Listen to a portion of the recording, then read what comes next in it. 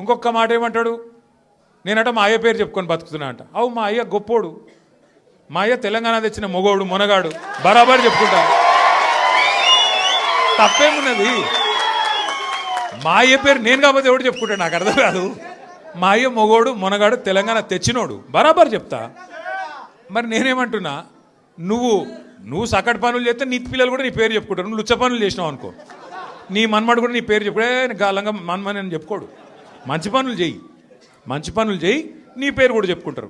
నీలాగా దొంగలకు సద్దులు కట్టుడు, బ్యాగులు మోసుడు, వాళ్ళ సంకల్ నాకుడు, ఢిల్లీకి పేమెంట్ కోటాలో పైసలు చంచుడు, గవి మాతో కావు.